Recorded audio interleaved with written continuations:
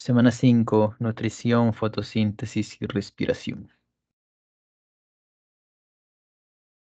La nutrición es la capacidad de un ser vivo para asimilar ciertos componentes y a partir de estos obtener materia y energía. Obtener ATP, obtener carbono. Podemos dividirlo según la fuente de carbono en nutrición autótrofa y nutrición heterótrofa. Así, por ejemplo, los autótrofos son los seres vivos que de dónde sacan el carbono lo obtienen a partir de fuentes inorgánicas.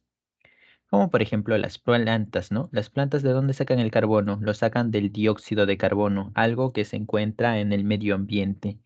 No dependen de los seres vivos. Los autótrofos no dependen de los seres vivos para alimentarse, para, en este caso, producir su propio alimento. Lo mismo pasa con plantas, lo mismo pasa con algunas bacterias, sacan el carbono de otros lados, del medio ambiente. En cambio, los heterótrofos se nutren, obtienen materia, obtienen carbono a partir de otros seres vivos. Por ejemplo, todos los animales, ¿no? Los animales no podemos producir nuestro propio alimento. ¿De dónde sacamos la fuente de materia, la fuente de energía? Lo obtenemos de plantas, lo obtenemos de otros animales. Somos heterótrofos. Todos los animales son heterótrofos. Ahora, los heterótrofos se pueden dividir en dos, holozoicos y saprófagos. Los holozoicos son quienes se nutren a partir de materia orgánica, pero materia orgánica normal.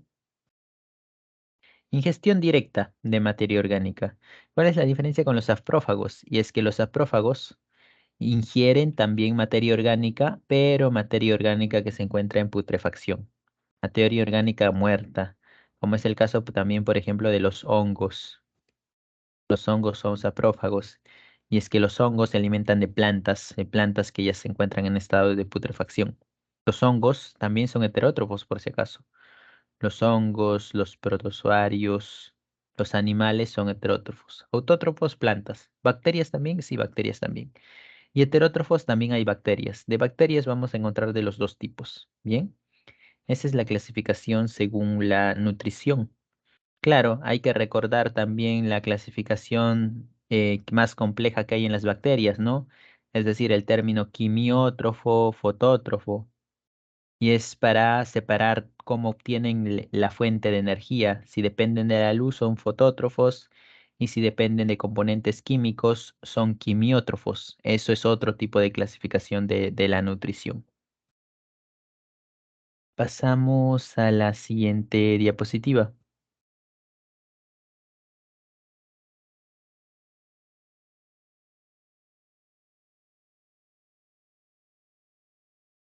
Nosotros vamos a enfocarnos en dos procesos metabólicos, la llamada fotosíntesis y la llamada respiración celular. Fotosíntesis es un proceso anabólico. Proceso anabólico en parte porque nos va a generar, proceso anabólico porque nos va a ayudar a generar a partir de moléculas pequeñas, moléculas grandes. Proceso anabólico. Anabólico es formador. ¿Qué se requiere para la fotosíntesis? Se requiere dióxido de carbono, se requiere agua y a partir de eso se va a generar moléculas más grandes, más complejas, como la glucosa, como el oxígeno y el agua, sobre todo la glucosa, ¿no? Y es que el objetivo principal de la planta es generar su propio alimento. Y el alimento principal es la glucosa. Para eso sirve la fotosíntesis. También puede conseguir lípidos, también puede conseguir proteínas. Bien, ¿dónde se desarrolla la fotosíntesis? ¿Quiénes la realizan? La realizan las bacterias, como es el caso de las cianobacterias, pero la realizan las plantas. Nosotros en este caso nos vamos a enfocar netamente, totalmente, en la fotosíntesis que realizan las plantas. Las plantas tienen partes verdosas. Estas son así por la presencia de la clorofila, la cual se encuentra en el cloroplasto, que a su vez se va a encontrar en el llamado parénquima clorofiliano, donde abunda el parénquima clorofiliano precisamente en las hojas. Órganos donde se realiza la fotosíntesis. Son los principales, pero no son los únicos. También se puede realizar en los tallos. ¿Cuándo? Cuando los tallos son verdosos, por ejemplo, es debido a la presencia de clorofila en los tallos. Es así que en los tallos puede realizarse la fotosíntesis. Por ejemplo, en los cactus no tienen hojas, pero su tallo es bastante verdoso porque a partir de esas células se puede realizar la fotosíntesis. En la hoja vamos a encontrar distintos tipos de tejidos. El primero es el tejido epidérmico, ¿no? Que recubre a toda la parte de la planta. Internamente es donde nosotros vamos a encontrar al llamado parénquima clorofiliano.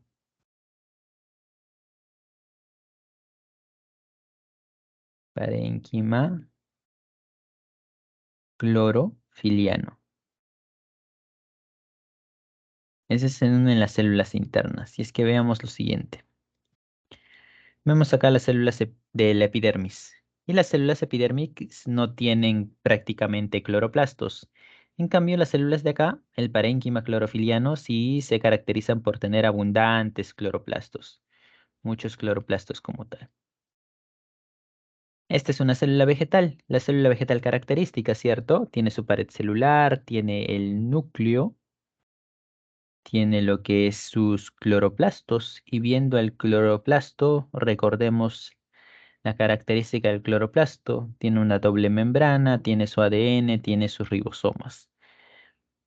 El cloroplasto es la organela que se va a hacer cargo de la fotosíntesis y es que tiene una estructura llamada tilacoides.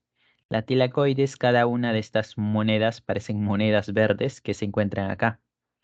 Esa es la tilacoide. Cada una de ellas es una tilacoide. En conjunto, el conjunto de tilacoides se conoce como grana.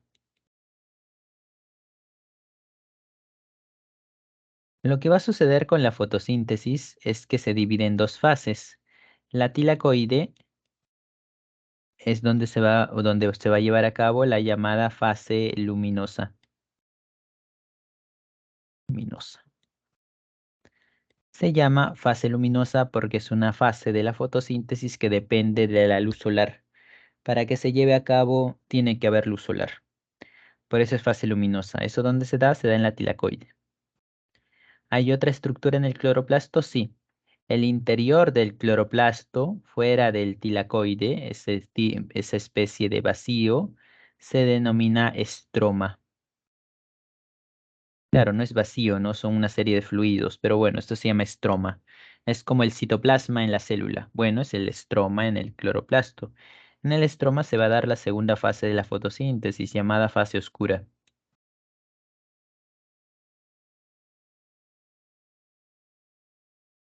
Fase oscura. Eso se da en el estroma. Fase luminosa, fase oscura. En la fase luminosa, una serie de reacciones que dependen de la luz solar. ¿Se va a generar qué cosa? Se genera ATP, se genera NADPH, como producto finales de la fase luminosa. También se va a generar oxígeno. Y es que la fotosíntesis se caracteriza por que las plantas liberan oxígeno, el producto de la fotosíntesis es el oxígeno, y se utiliza dióxido de carbono. Las plantas tienen una particularidad: son capaces de absorber dióxido de carbono de la atmósfera. Lo absorben. Lo absorben porque lo necesitan para la fotosíntesis, específicamente en la fase oscura. Asimismo, las plantas tienen la capacidad de botar oxígeno, de oxigenar el ambiente. Es por eso que cuando se busca atenuar la contaminación, siempre se habla de que se siembren plantas, sobre todo árboles, ¿no? Que son las plantas más grandes precisamente. ¿Para qué? Para que se absorba ese exceso de dióxido de carbono que hay actualmente en el ambiente y para que se libere oxígeno, el cual es beneficioso para nosotros. El dióxido de carbono es necesario para la fase oscura, llamada también ciclo de Calvin. ¿Por qué se llama fase oscura? Porque acá se deja de depender de la luz solar. No se depende de la luz solar, se utiliza otros tipos de moléculas, no luz solar. Por eso se llama fase oscura. Suele haber el error recurrente de que se piense que se llama fase oscura porque ocurra de noche y la fase luminosa ocurra de día. No es así. La fase luminosa va a ocurrir mientras haya luz. No importa si son las 5 de la tarde, 6 de la tarde, si hay luz va a ocurrir la fase luminosa. Y la fase oscura le va a seguir a la fase luminosa, no importa si es las 10 de la noche o las 6 de la mañana o mediodía. La fase oscura le sigue a la fase luminosa como tal. Bien, y de esas, de manera particular, de esas fases hablaremos a continuación. Pasamos a la siguiente diapositiva.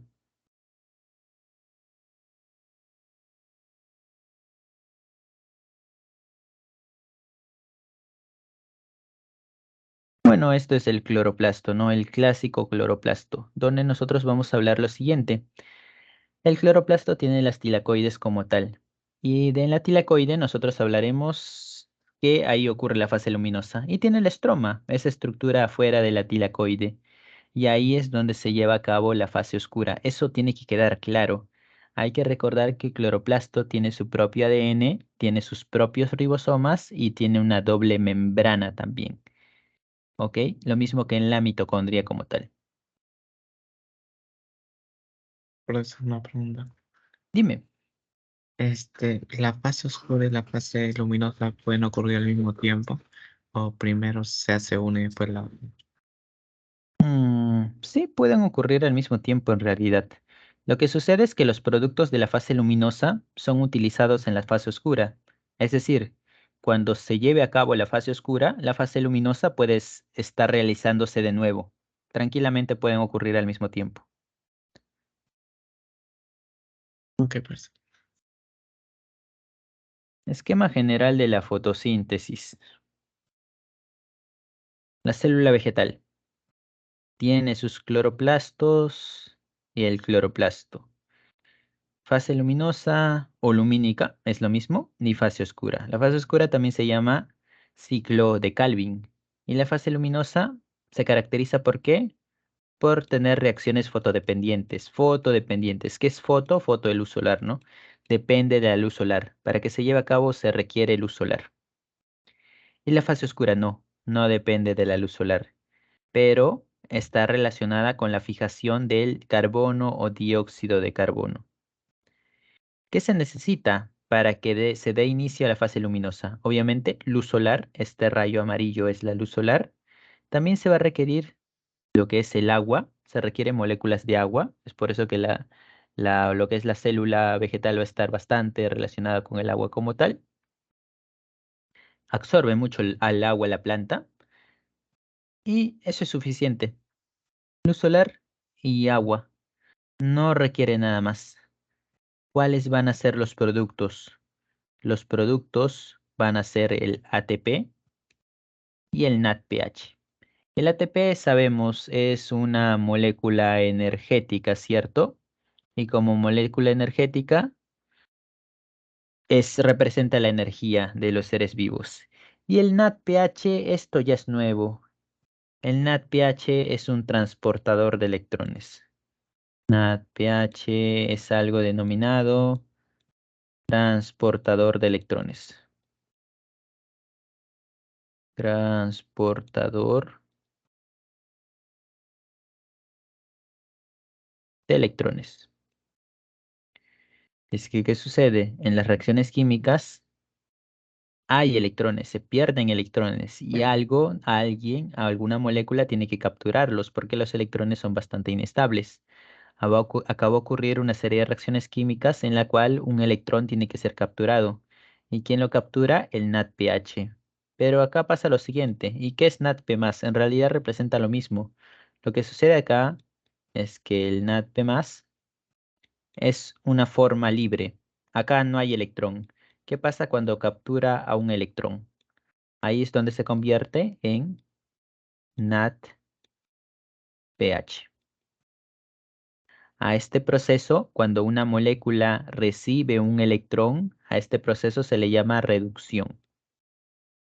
Reducción. Si una molécula recibe un electrón, se dice que se ha reducido.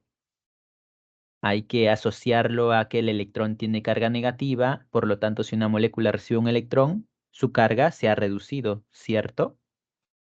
¿Y qué pasa cuando es al revés? Cuando una molécula se desprende de un electrón, o sea, este proceso, por ejemplo. NADPH y va a llegar a un punto en el cual se va a desprender de ese electrón. o sea, la reacción inversa. El electrón queda Oxidación. libre, exacto, a esto se le llama oxidación. Y eso se los menciono para que no piensen que oxidación es un proceso relacionado con el oxígeno. No necesariamente es así. Oxidación es cuando alguien pierde un electrón. Cuando alguna molécula pierde un electrón, se dice que se ha oxidado. Cuando una molécula gana un electrón, se dice que se ha reducido. Acá, por ejemplo, el NADP+ se ha reducido. ¿Y cómo se llama la forma reducida? NADPH. Acá el NADPH se ha oxidado. La forma oxidada se llama NADP+. Y eso es lo que veremos con estos y con otros transportadores también en la respiración celular. ¿Ok? Entonces se va a producir ATP y se produce NADPH. ¿Son los únicos productos? No, también se produce oxígeno. Algo que a la planta no le importa, simplemente lo produce porque tiene que producirlo ya. Es decir, no le da una función al oxígeno a la planta, pero eso fue fundamental para nuestra propia existencia. ¿Por qué digo esto? Porque al inicio, hace miles de millones de años, nuestra atmósfera no tenía oxígeno.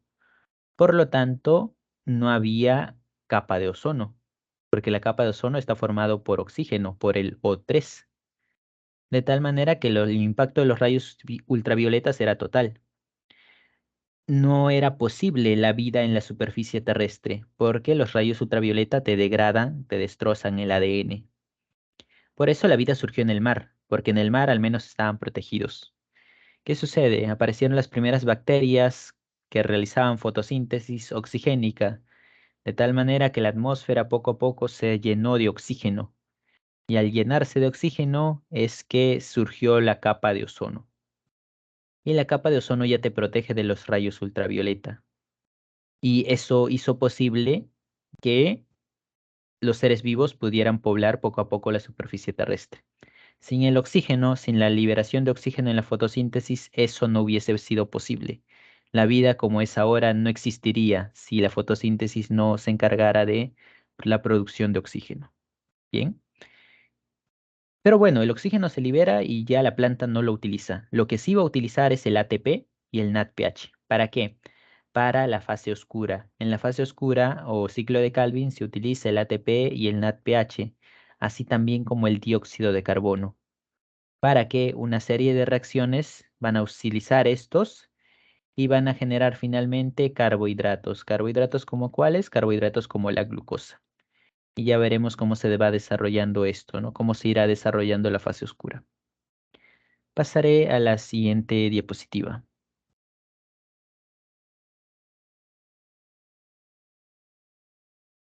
Ok, iremos más a fondo entonces. Fase luminosa, ¿en qué consiste exactamente? ¿Dónde se lleva a cabo? Eso es lo más importante, ¿no? Se lleva a cabo en la tilacoide. ¿Dónde específicamente? En la membrana de la tilacoide, en la membrana tilacoidal. Y es que, ¿qué sucede? Hemos hablado de la clorofila, que está en los cloroplastos, pero ¿dónde exactamente está la clorofila? Está en la tilacoide, pero ¿está libre? No está libre. La clorofila está empaquetada en pequeños complejos proteicos llamados fotosistemas. Acá es donde está la clorofila, en los fotosistemas. De hecho, esto de acá, estos círculos verdes representan a la clorofila. ¿Y los fotosistemas dónde están? Esta es una tilacoide. La tilacoide tiene una membrana. Los fotosistemas se encuentran en la membrana tilacoidal, pegadas a la membrana tilacoidal. Bien, estos hay que reconocer, los fotosistemas, que tienen nombres. Por ejemplo, el fotosistema 2 se llama P680 y el fotosistema 1 se llama P700. ¿Cómo comienza todo? Todo comienza con la luz solar. La luz representada por partículas, la luz tiene esa propiedad o onda partícula. Bueno, las partículas se denominan fotones. Los fotones van a traspasar la hoja, van a traspasar las células, el cloroplasto y va a impactar en algo que lo va a reconocer. ¿Quiénes? Los fotosistemas. Los fotones impactan en el fotosistema. ¿Por qué? Porque los fotosistemas presentan clorofila. Los fotones van a impactar en el fotosistema 2. tanto con el fotosistema 2 como el fotosistema 1. Vamos a comenzar acá. ¿Qué pasa si el fotón impacta en el fotosistema 2? Va a generar una cadena de reacciones que va a desembocar en la síntesis de ATP y en la síntesis de NADPH. ¿Cómo? A este impacto, al impacto de los fotones en el fotosistema, se denomina fotoexcitación. Fotoexcitación, así se le llama. Y es que, ¿qué sucede? El fotosistema 2 va a perder un electrón. Fotoexcitación es cuando uno de los fotosistemas pierde un electrón. Pierde un electrón.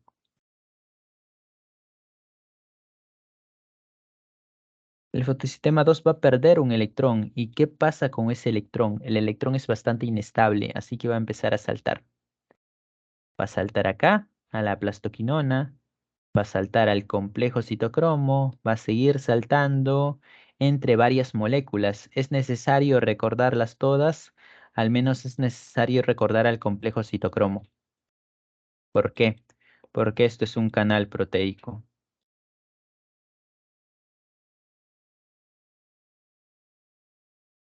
Canal proteico. Es una proteína que funciona como canal. Y es que, ¿qué sucede? Del fotosistema 2 el electrón se va a plastoquinona, luego al complejo citocromo. Cuando llega acá, los canales proteicos, recordemos, son como puertas, ¿no? Que permiten la entrada de moléculas. Esta puerta se va a abrir. Y al abrirse, van a ingresar protones. ¿Dónde ingresan? Ingresan dentro de la tilacoide. Protones desde el estroma hacia la tilacoide van a ingresar. Luego el electrón salta a otra proteína y esta puerta se cierra. Los protones se quedan acá. Luego el electrón sí salta al fotosistema 1 y luego salta a ferredoxina. Y en ferredoxina finalmente termina saltando al NADP+. ¿Para qué? Para que esta molécula lo capture, para que esta molécula se termine reduciendo y se convierta en NADPH. Y acá finaliza el camino del electrón, que pasó por varias proteínas y finalizó en NADPH, porque es el único que lo puede contener, esta molécula transportadora de electrones. Claro, no va a ser uno solo, un fotón solamente el que va a impactar, sino van a ser varios. Y si son varios fotones, entonces van a ser varios electrones los que se van a desprender, haciendo que esta puerta se abra continuamente. Y así poco a poco se va a llenar de protones. Esto se va a terminar llenando de protones. La tilacoide se va a llenar de protones. Eso es fundamental, porque esta parte, la tilacoide, va a estar llena de protones y la parte del estroma no, porque todos han ido ingresando. Y eso va a generar un efecto. ¿Cuál? Hemos dicho alguna vez que cuando tenemos una membrana y acá tenemos varias moléculas, ponerlo acá, ¿qué sucede? Que siempre las moléculas van a buscar estar en equilibrio. Es así que estas se van a mover de mayor a menor concentración. Lo mismo va a pasar acá con los protones. Van a buscar moverse de mayor, por donde hay acá, mayor cantidad a menor cantidad. Pero, ¿qué sucede? La puerta por la que ingresaron el complejo citocromo ya está cerrada, porque una vez los electrones terminen de saltar, esta puerta se cierra. Ya no pueden salir por acá. Por donde más van a buscar salir los protones y hay una puerta abierta. Esa puerta abierta se conoce como ATP sintasa. ATP sintasa, que a partir del mismo nombre podemos inferir a qué hace referencia. ATP sintasa. Sintasa viene de síntesis. Y ASA se llama así porque es una enzima. ATP sintasa. ¿De qué se encarga? Se encarga de la síntesis de ATP.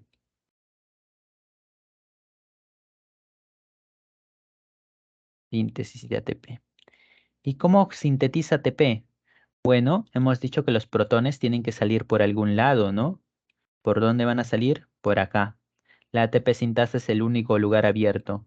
Es así que van a empezar a salir por la ATP sintasa. Y la ATP sintasa es como un pequeño motor que va a empezar a girar. Mientras salen los protones, esto va a seguir girando y al girar es donde termina produciendo ATP. Una reacción en cadena, ¿no? Comienza con la fotoexcitación, pérdida de electrones, luego que sigue, el tilacoide se llena de protones. Vamos a poner acá, tilacoide se llena de protones, debido a que ingresan a partir del complejo citocromo, ¿no? Se llena de protones. Y al final ellos buscan salir por algún lado. ¿Por dónde salen? Por la ATP sintasa. ¿Y eso qué te lleva? Eso te lleva a la síntesis de ATP. Síntesis de ATP. Ahora, hay que tener algo en cuenta acá. El fotosistema 2 ha perdido un electrón. Tiene que recuperarlo, porque si no va a seguir perdiendo electrones, va a seguir perdiendo electrones y va a dejar de funcionar. ¿Cómo recupera el fotosistema 2 ese electrón? Y es que hay alguien quien se lo da, el agua. El agua le brinda un electrón al fotosistema 2. De esa manera lo recupera. ¿Y cómo es así que logra brindarle un fotosistema? Bueno, lo que sucede es que la luz no solo va a impactar en el fotosistema 2, sino que también va a impactar en el agua, causando que la molécula se rompa. A este proceso se le conoce como fotólisis. El agua se va a romper en oxígeno, en hidrógeno y en un electrón, y ese electrón va a ser cedido al fotosistema 2, para que de esa manera pueda ser restaurado como tal. Y al momento de que vuelva a impactarle otro fotón, pueda volver a repetirse este proceso.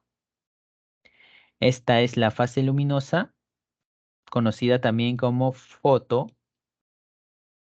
porque depende de la luz solar, fosforilación.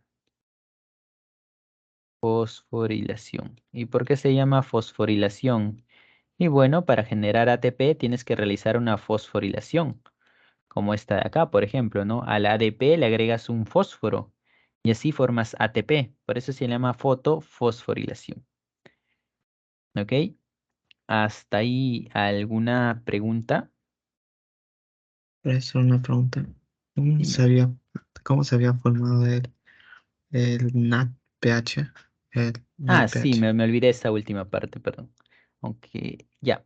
Lo que sucede es lo siguiente, que los electrones van a saltar, ¿no? Salta el fotosistema 2 a plastoquinona, salta complejo citocromo, salta plastocianina, salta fotosistema 1, salta ferredoxina. Como les digo, entre todos estos nombres, el más importante son los fotosistemas y el complejo citocromo.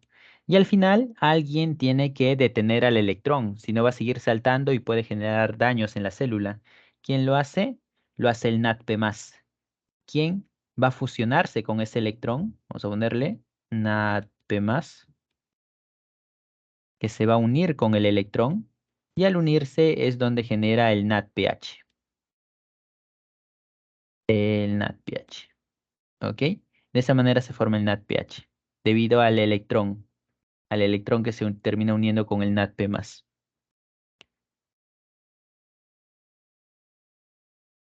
Ok, por eso.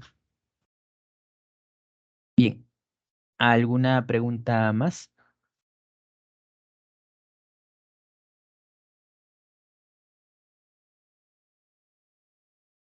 Si no hay preguntas, pasamos a la siguiente diapositiva.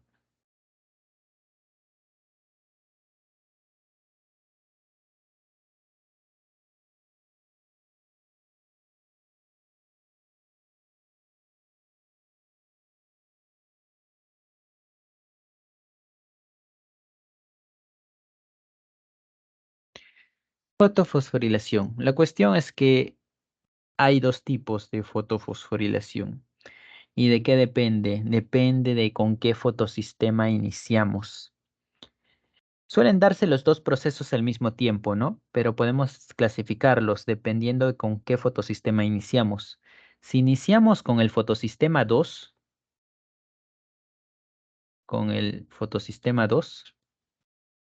se lleva a cabo la fotofosforilación no cíclica. Y si iniciamos con el fotosistema 1, se va a llevar a cabo la fotofosforilación cíclica. Veamos. Lo normal es que se lleven a cabo los dos al mismo tiempo, ¿no? Y acá están fusionados. Acá se da lo que se mencionó, ¿no? El fotosistema 2, impacto, empiezan a saltar los electrones, ingresan los protones, luego al final se va el NADPH. Veamos cómo ocurre de manera individual. Fotofosforilación no cíclica. Eso se da cuando iniciamos con el fotosistema 2, ¿ok? El fotosistema 2 que también se llama P680. Entonces, ¿qué es lo que sucede? Hay impacto de fotones. Hay impacto de fotones en el fotosistema 2, ¿cierto? De tal manera que este va a perder electrones a partir de la llamada fotoexcitación. Pierde electrones y los electrones empiezan a saltar. Salta quinona, plastoquinona, citocromo y a partir del citocromo es donde van a ingresar los protones a la tilacoide, ¿cierto? Luego salta plastocinina, luego fotosistema 1. Y van a ser varios electrones y esto va a generar entrada de protones. Toda la tilacoide se va a llenar de protones. De fotosistema 1 se pasa a ferredoxina y luego al NADP+, quien va a recibir el electrón y al final se genera el NADPH. Finalizando así con la fotofosforilación no cíclica, que precisamente lleva ese nombre, no cíclica, porque es un proceso que tiene un inicio y tiene un final. ¿Ok? ¿Con quién inicia? Inicia con el fotosistema 2. Pero, cabe recalcar, inicia con el fotosistema 2 y terminan participando ambos. O sea, tanto 680 como 700 van a participar. Eso es claro. Ambos participan. Inicia con el 2, pero participan ambos. ¿Cuáles son los productos finales? Los productos finales acá en la fotofosforilación no cíclica es el ATP. ¿Por qué ponemos ATP? Porque estamos viendo que van a entrar protones. Y si entran protones, gracias a la ATP sintasa, se va a sintetizar ATP. Luego, ¿qué más se termina generando? También se va a generar, por ejemplo, lo que es el NADPH. El NADPH. Ya que alguien tiene que recibir a los electrones. Y también se va a generar oxígeno, por ejemplo. En la fotofosforilación no cíclica se va a generar oxígeno. Ahora, la fotofosforilación cíclica es cuando comenzamos con el fotosistema 1. Y acá sí solo participa el fotosistema 1, llamado P700. ¿Qué sucede? Hay fotoexcitación del fotosistema 1, entonces. El electrón va a saltar a ferredoxina, como pasaba acá, el fotosistema 1 a ferredoxina, y luego de eso va a saltar a citocromo, y ahí es donde cambia la cuestión, ¿no? De ferredoxina se va a citocromo. ¿Para qué? Para que precisamente se encargue de la entrada de protones. Se encargue de la entrada de protones a la tilacoide. Y luego del citocromo, retorna nuevamente al fotosistema 1. Acá para restaurar a al fotosistema no es necesario el agua. No se utiliza agua en la fotofosforilación, no, en la fotofosforilación cíclica. Es así que, ¿por qué se caracteriza? Solo participa el fotosistema 1. ¿Y qué producto se va a generar? Acá solo se va a generar ATP. No hay otro producto, solo se genera ATP como tal. En cambio, en la no cíclica se va a generar ATP, NADPH y oxígeno. Bien, ¿alguna pregunta hasta acá? Es una pregunta. Dime. Entonces, digamos, cuando pierde el electrón, cuando digamos, el fotosistema uno pierde el electrón, después pasa al citocromo, después estas hidrógenos vienen, y todo esto se restaura. Mientras pasa eso, sigue normal el otro proceso. O sea, el de en donde una parte se acumulaba y tenía que pasar por el ATP sintasa para escapar. Sí, en este caso te refieres a estas a la fotofosforilación no cíclica y cíclica ocurren al mismo tiempo, terminan ocurriendo al mismo tiempo y al final los protones cuando se van acumulando no es que espere a llenarse todo de protones, ¿no? Sino mientras van saltando por acá, acá los protones van pasando. O sea, son cosas que se terminan realizando casi a la vez, ¿no? Los protones van pasando y a su vez se va generando ATP como tal. No es que tenga que esperar a que salten todavía, porque esto ya de por sí está lleno de protones de procesos anteriores. Y eso van a pasar por la ATP sintasa generando el ATP. O sea, profesor, la fosforilación cíclica y la fosforilación no cíclica son dos procesos de un proceso más grande que es la fase luminosa. ¿Sí? Dos procesos que se dan a la vez. Exactamente. Dependiendo de con quién comience la fotoexcitación, ¿no? Si la fotoexcitación se da en el fotosistema 2, entonces vamos a tener no cíclica. Si se da en el fotosistema 1, vamos a tener cíclica. Generalmente se dan los dos a la vez, ¿no? Porque los dos están expuestos en la tilacoide. Ok, profesor.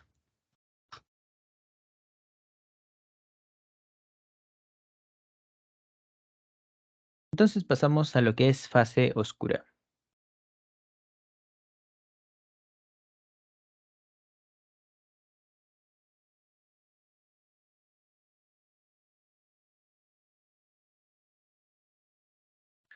Fase oscura. Acá nosotros vamos a usar los productos de la fase luminosa. ¿Cuáles? El ATP y el NADPH. El oxígeno la planta lo bota, ¿no? Lo expulsa nada más. O puede usarlo también para la respiración celular. Pero acá lo que va a usar en la fase oscura es el ATP y el NADPH. Aparte de eso va a usar el dióxido de carbono. Fase oscura, recordemos, ocurre en el estroma. Acá hay una enzima clave, la cual es el rubisco, la cual se encarga de la fijación del dióxido de carbono. Algunos dicen fijación de carbono. Bueno, en realidad representa lo mismo, ¿no? Fijación, captura del dióxido de carbono. Es que la planta absorbe dióxido de carbono, pero luego como éste llega hasta el estroma, bueno, el rubisco se encarga de capturarlo. Y lo captura y a su vez va a encargar de unirlo. ¿Unirlo con quién? Unirlo con una molécula, con la ribulosa 1,5 bifosfato. Es por eso que el rubisco tiene otro nombre también. El rubisco tiene el nombre de ribulosa 1,5 bifosfato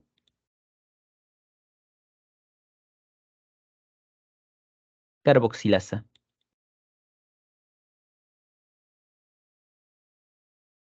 Ese es el nombre más largo del rubisco y se llama así precisamente porque va a usar al ribulosa 1,5 bifosfato y le va a agregar un carboxilo, le va a agregar un carbono. Por eso se llama carboxilasa, es una enzima. Fusiona entonces a la ribulosa, le vamos a decir ribulosa nada más, fusiona la ribulosa con el CO2 y va a generar una molécula. Y luego a partir de esa se va a generar otra y otra molécula. Acá los más importantes son los iniciales, ¿no? Este de acá, por ejemplo, ribulosa 1,5 bifosfato. Para generar, por ejemplo, de fosfoglicerato a bifosfoglicerato se utiliza ATP. ¿De dónde sacan el ATP? No lo sacan de la nada, es producto de la fase luminosa. Luego se utiliza NADPH para que pueda brindar electrones. Y de igual manera, el NADPH no es que salga de la nada, es un producto de la fase luminosa. Al final es donde se va a generar una molécula que vale la pena recordar, el gliceraldehído 3-fosfato. El gliceraldehído 3-fosfato es una de las moléculas que se genera en el ciclo de Calvin. Y a partir de esto, del gliceraldehído 3-fosfato, es donde podemos generar glucosa, que es el elemento principal de las plantas, ¿no? Por ahí la planta tiene exceso de glucosa y no es necesario gastarlo. Bueno, va a generar almidón o va a generar celulosa o va a generar fructosa, etcétera. Puede generar cualquier glúcido. También a partir del gliceraldehído 3-fosfato se puede generar proteínas, se puede generar lípidos. Puede gastarse en cualquiera de estos tres. Pero, ¿qué pasa si se gasta todo el gliceraldehído 3-fosfato? Si se gasta todo, significa que ya no habría ribulosa. ¿Cómo volveremos con quién uniremos el CO2 si hemos gastado toda la ribulosa como tal? Porque la ribulosa ha sido gastada para generar gliceraldehído. Bueno, gastaríamos demasiada ribulosa. Es así que una parte del gliceraldehído 3-fosfato es usada para generar ribulosa. Esa parte se le conoce como regeneración o fase de regeneración.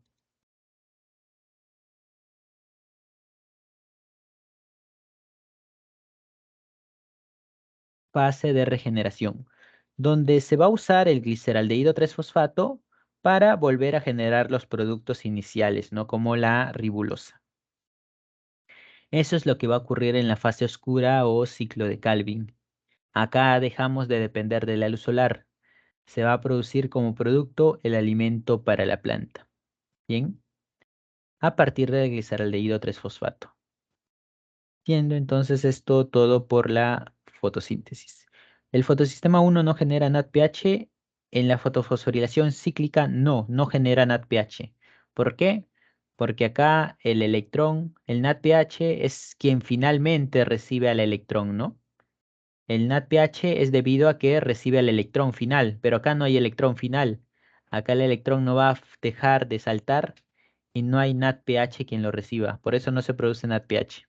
En la cíclica no se produce NADPH. Esto sería fase oscura entonces y eso sería fotosíntesis. ¿Hasta acá alguna duda o pregunta? Por eso me pregunta. El Dime. penal es el gliceraldehído trifosfato. Ajá, sí, exacto.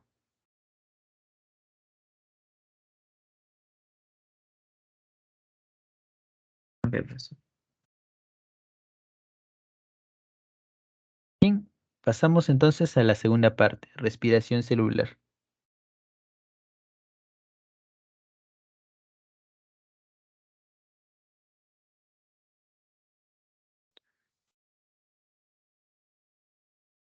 Respiración celular. ¿Cuál es la función de la respiración celular? Generar energía. Y en biología sabemos que energía es generar ATP. Ese es el objetivo de la respiración celular. Lleva el nombre de respiración celular porque cuando recién empezó a estudiarse, se descubrió que las células tenían la capacidad de usar el oxígeno. Y bueno, a ese conjunto de procesos se le llamó respiración celular. Pero más tarde se descubrió que hay otro tipo de células que no utilizan oxígeno. De todas maneras quedó el término respiración, ¿no? Por un tema histórico. Respiración celular. Hay dos tipos. Aeróbica, donde se depende del oxígeno y como organela principal se utiliza la mitocondria. Y la anaeróbica. An, que significa signo, anaeróbica, en la cual no se requiere del oxígeno para que se lleve a cabo. Todas las células requieren ATP, ¿cierto? Todas las células requieren energía. Por lo tanto, todas las células pasan por un proceso de respiración celular. Animales, plantas, hongos, bacterias, todos realizan respiración celular. La diferencia va a dar en que si es aeróbica o anaeróbica. La anaeróbica suele darse sobre todo en las bacterias, pero algunas eucariotas también pueden realizarla, mientras la aeróbica también la realizan bacterias, pero de manera muy distinta a la que describiremos. Es propia ya más de animales superiores, como lo que son los animales o las plantas, que ellos sí dependen del oxígeno. ¿Qué se obtiene al final? De la respiración celular se obtiene ATP. ¿Qué necesitas para la respiración celular? Necesitas glucosa.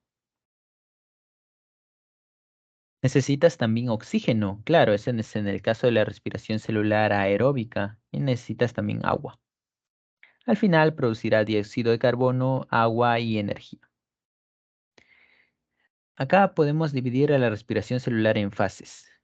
Cualquiera, sea aeróbica, sea anaeróbica, va a comenzar con lo que es la glucólisis. ¿Qué es la glucólisis? Cuando a través de la glucosa vamos a generar ácido pirúvico, cuyo otro nombre es el de piruvato.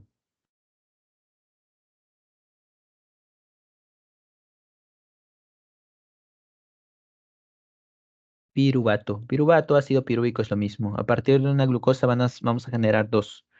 Dos piruvatos, dos ácidos pirúvicos. Esa es la llamada glucólisis, la degradación de la glucosa.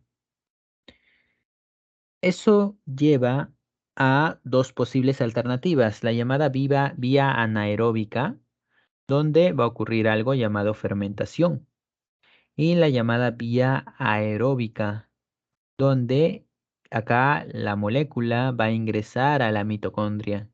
El piruvato va a ingresar a la mitocondria y en la mitocondria es donde va a pasar por el ciclo de Krebs. Y luego de eso va a pasar por la fosforilación oxidativa, que por ahora no explicaremos, lo explicaremos ya en su respectiva diapositiva. Bien, pasamos a la siguiente diapositiva.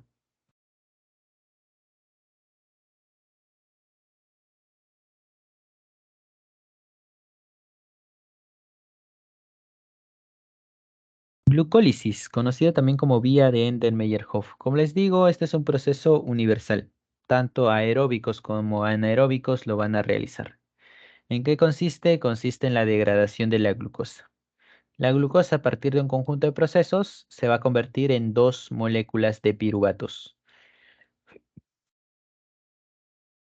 ¿Qué es lo importante acá? Se comienza con una glucosa. ¿Qué se obtiene al final? Al final se va a obtener dos piruvatos. Al final se va a obtener dos ATPs netos, porque al comienzo se gasta y luego se repone. Y también se va a generar dos NADH.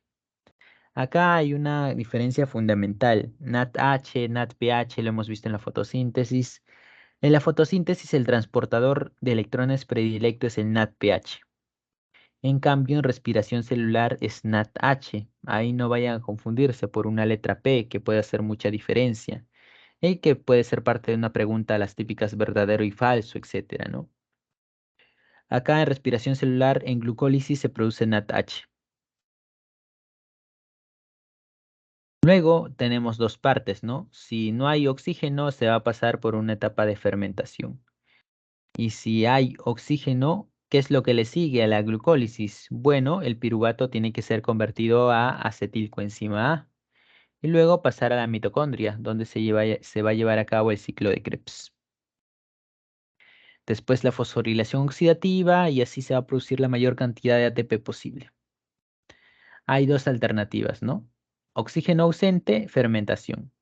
Si hay oxígeno, a la mitocondria para realizar esa serie de procesos.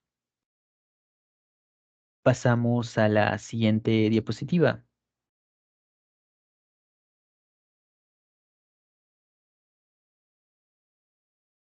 Respiración aeróbica. Comenzaremos con eso, respiración aeróbica. Cuatro fases. Glucólisis. La glucosa se degrada, de tal manera que va a generar dos piruvatos y a su vez va a generar dos ATPs. Vamos contándolos. Formación de acetilcoenzima A. Lo que sucede es que ese piruvato va a ingresar a la mitocondria y en la mitocondria va a ser convertido a acetilcoenzima A. Luego, ciclo del ácido cítrico, sí, el ciclo de Krebs. Y en el ciclo de Krebs se van a producir una serie de moléculas, entre ellas dos ATPs. Y finalmente es la fosforilación oxidativa, llamada transporte de electrones, llamada quimiosmosis también, en la cual se produce la mayor cantidad de ATP, entre 32 o 34 ATPs. Esto explica lo fundamental que era la adquisición de respiración aeróbica para los eucariotas, y es que como son células más grandes, como son mayor variedad de organela, requiere gran cantidad de ATP para que pueda funcionar. Bueno, ¿eso quién se lo da? Eso se lo da la fosforilación oxidativa, precisamente. ¿Hasta ahí alguna pregunta?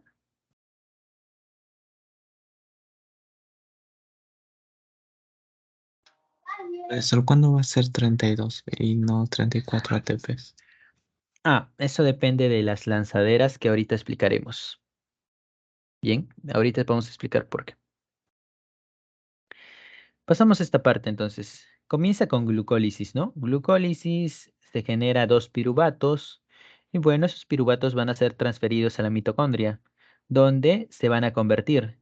¿A qué se convierte? Se convierte a acetilcoenzima A. A esto se le conoce como descarboxilación del piruvato.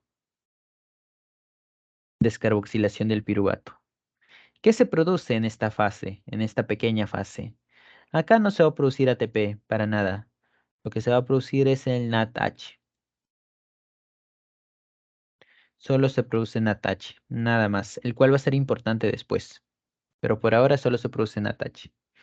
Luego tenemos el acetilcoenzima A, y al tener el acetilcoenzima A es donde va a dar inicio el ciclo de Krebs. Acá no es necesario que alguien llame al acetilcoenzima A como pasa con la fotosíntesis fase oscura donde el CO2 era capturado. Acá la acetilcoenzima A, como se produce en la matriz mitocondrial, está por ahí rondando y se va a fusionar con otra molécula, dando origen a una tercera molécula, citrato, y luego así los procesos van a ir surgiendo. Acá no es necesario recordarnos los nombres, ¿no? Quizá al inicio, que acetilcoenzima A se une a oxalacetato. Y luego van produciéndose, ¿qué cosa? Una gran variedad de moléculas. Citrato, compuestos de 5, compuestos de 4 carbonos, oxalacetatos, etcétera. Acá lo que importa es esto de acá, las moléculas producto. Por ejemplo, acá que vemos, acá vemos que se va a producir NADH y que se va a producir CO2. El NADH se utilizará en la siguiente fase, fosforilación oxidativa. Y el CO2 se van a terminar utilizando en la respiración. Y es que cuando nosotros expiramos, botamos el CO2, ¿cierto? Luego se produce más NADH, luego se produce CO2 para poder botarlo. Todas las células al final producen CO2, nosotros lo descartamos, lo botamos mediante la respiración. Luego se produce ATP también, solo una molécula ATP. Luego se produce, bueno, FATH2, que es otro transportador de electrones, pero un poco diferente. Se produce NADH también. En total, en el ciclo de Krebs se va a producir NADH, se va a producir FATH2 y un ATP. El ATP es el producto directo, ¿no? Pero ¿qué vamos a hacer con el NADH y el FATH2? ¿Para qué nos sirve? Y para eso hablaremos de fosforilación oxidativa. ¿Hasta acá alguna pregunta?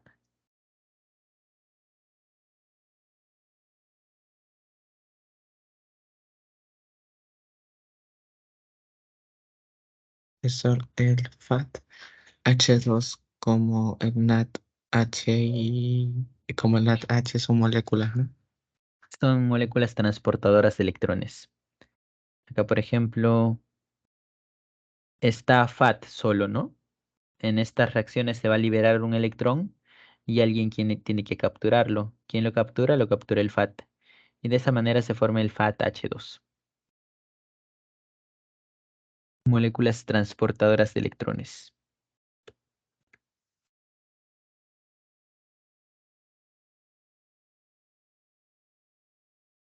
Siguiente, fosforilación oxidativa.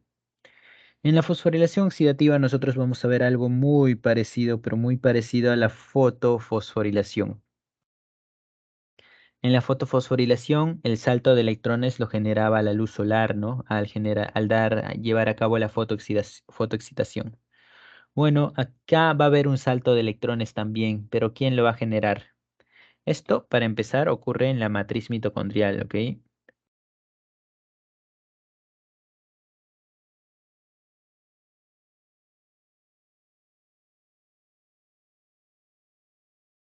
Matriz mitocondrial.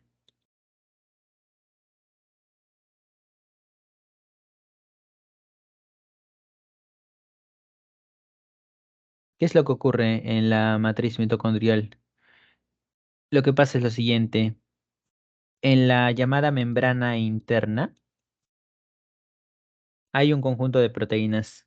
A eso se le conoce como cadena respiratoria o transportadores de electrones. Vamos a ponerle cadena respiratoria, ya que es un poco más antiguo. Cadena respiratoria.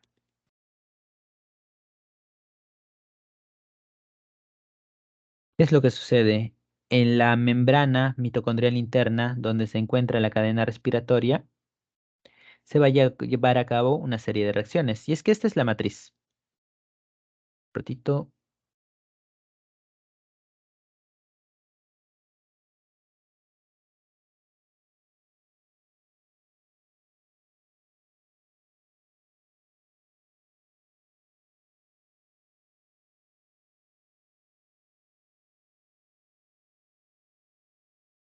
Ok. Vamos a ver. Esta es la matriz como tal. Esta es la matriz, la parte interna, ¿no? Ahí está el NADH y el FATH2. ¿Por qué? Porque en la matriz mitocondrial también se llevó a cabo el ciclo de Krebs. Acá se llevó a cabo el ciclo de Krebs, se produjo NADH, se produjo FATH2. Estas moléculas tienen electrones, ¿cierto? Son transportadores de electrones, tienen un electrón. Ese electrón lo van a llevar, lo van a enviar ¿a quién? A la NADHQ reductasa, en el caso del NADH. Este lo coloca en el NADHQ reductasa. Cuando éste recibe un electrón, la puerta, el canal proteico se va a abrir, de tal manera que esto poco a poco se va a llenar de protones. El espacio entre las membranas se va a llenar de protones como tal, de protones, de iones hidrógenos. Lo que sucede es que acá no acaba, sino que el electrón va a saltar ahora al citocromo C, que es otro canal proteico que se va a abrir. Luego salta al citocromo oxidasa, otro canal proteico. Y acá el camino es más corto, porque solo son cuatro. Salta al citocromo oxidasa y al final, ¿a dónde salta? Acá va a saltar al oxígeno.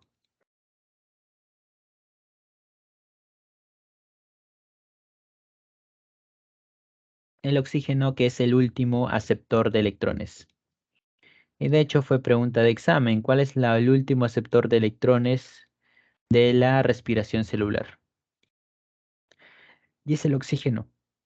El oxígeno va a recibir a los electrones, de tal manera que se va a transformar, así como pasaba con el agua, ¿no? Cuando era impactada con la luz solar. El oxígeno, la molécula de oxígeno se va a transformar en agua y se va a transformar en protones también. El agua es uno de los productos finales. El agua es uno de los productos finales de la respiración celular. Entonces vamos a tener que todo esto se ha llenado de protones. ¿Debido a qué? Debido a un salto de electrones, desde la reductasa, citocromo C, citocromo oxidasa. Hasta ahí esto se va a llenar de protones. Al final el electrón salta al oxígeno y ahí acabó. Pero acá va a pasar algo similar que la fotosíntesis. Esto va a estar lleno de protones y los protones van a buscar salir por algún lado. Todas estas puertas van a estar cerradas porque una vez el electrón pasa por ellas, las puertas se cierran.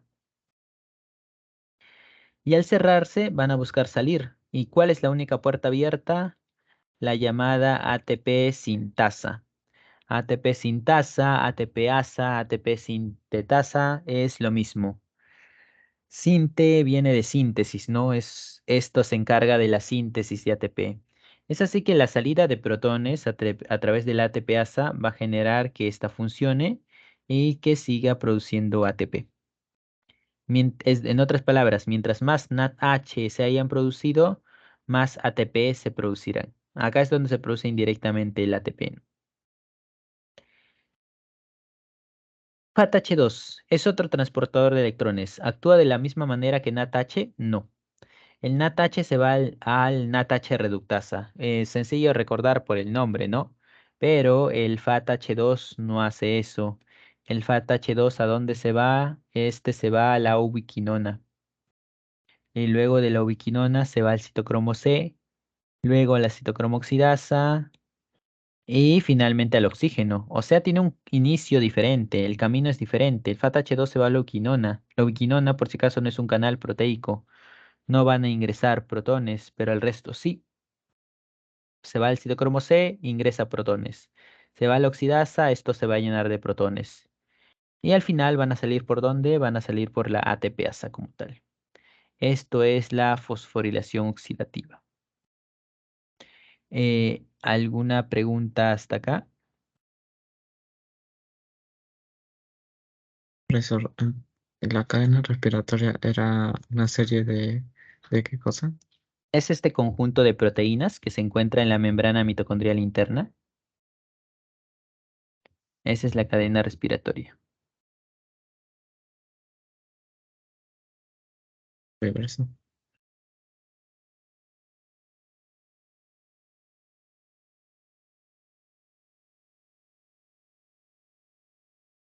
Pasaremos a la siguiente diapositiva.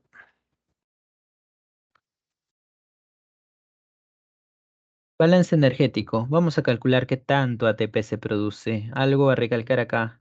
En la respiración aeróbica se produce mucha mayor cantidad de ATP que en la respiración anaeróbica. La anaeróbica solo depende de la glucólisis y en la glucólisis se produce solo dos ATP, ¿cierto? En cambio, en la respiración anaeróbica, en la respiración aeróbica, perdón, ¿cuánto se produce? Se produce entre 36 a 38. Ahora vamos a ver de qué depende uno u otro, pero se produce mucha mayor cantidad que dos, ¿no es así? Y eso es porque las células eucariotas son más grandes, tienen más organelas, es así que requieren más energía. Por eso dependen de este tipo de respiración, es fundamental. La glucólisis, ¿dónde se da? La glucólisis hemos dicho que se da en el citoplasma, ¿cierto?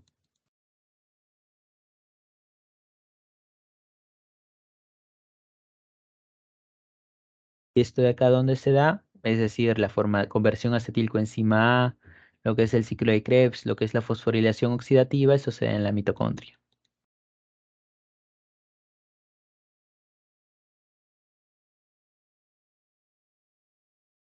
Por partes, en la glucólisis, ¿qué se produce? Se produce 2 ATP de manera directa, pero también se va a producir 2 NADH. Y hemos dicho que los NADH son utilizados para producir ATP. Ahora veremos también de qué depende que sea 4 o sea 6. En la acetilcoenzima A, cuando conviertes piruvato a acetilcoenzima A, tampoco se produce ATP, pero se produce NADH. El NADH está relacionado con cierta cantidad. Por ejemplo, un NADH está relacionado con 3 ATP.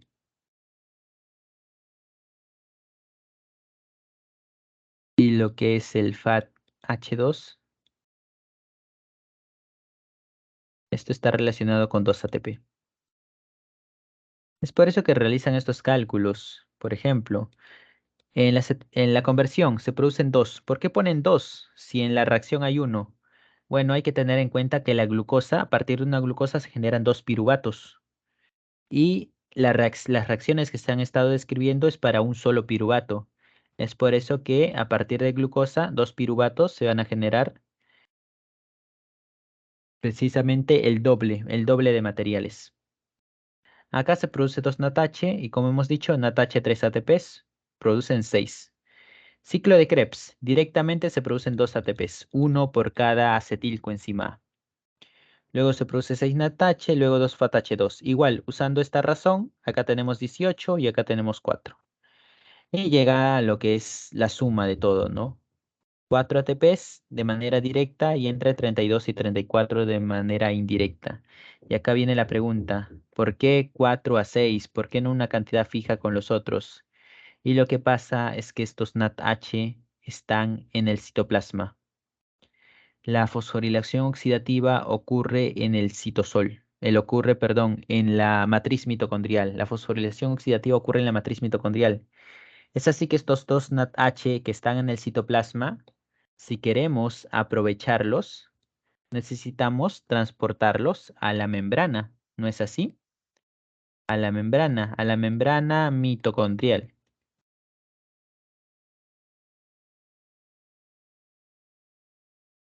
Membrana mitocondrial que hay de dos tipos, la externa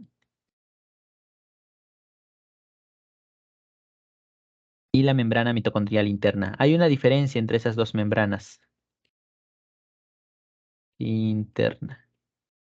¿Y cuál es la diferencia? Bueno, que la membrana mitocondrial externa es permeable. Permeable, ¿qué significa? Que cualquier molécula puede pasar y no hay ningún inconveniente.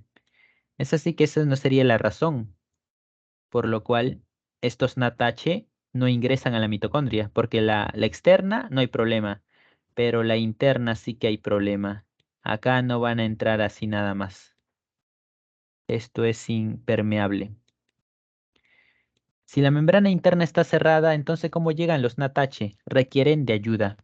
Y esa ayuda son los llamados sistemas de lanzadera, que pueden ser de dos tipos, glicerol 3-fosfato o malato aspartato. ¿Qué pasa si son glicerol, si se usa glicerol 3-fosfato? Entonces para los dos NATH se va a usar 4 ATPs. ¿Y qué pasa si lo que es malato aspartato? Entonces para los dos NATH se va a obtener al final 6 ATPs. Siendo esto entonces parte del balance energético. En las NATH de la glucólisis tienen que ingresar a la mitocondria. ¿Quién se lo lleva? Se lo lleva el sistema de lanzaderas. Si es glicerol 3-fosfato, se van a obtener 4 ATPs de los NATH. Y si es malato aspartato, se van a obtener 6. Bien, siendo que al final entonces en respiración aeróbica se obtenga entre 38 a 36 ATP. ¿Alguna pregunta hasta acá?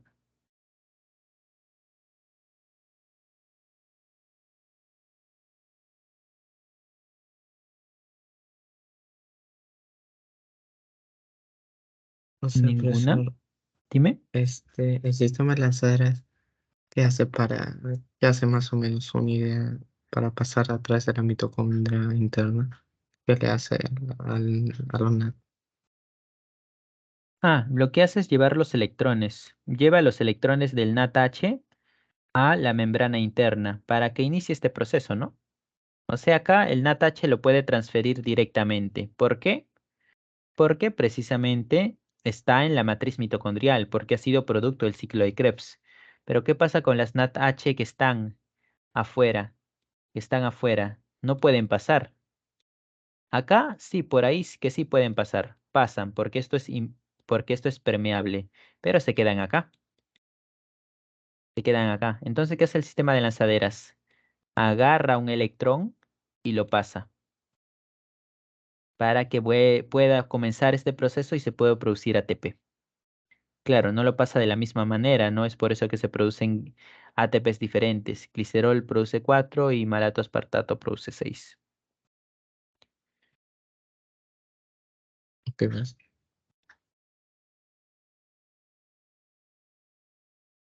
Bien, pasamos a la siguiente diapositiva entonces.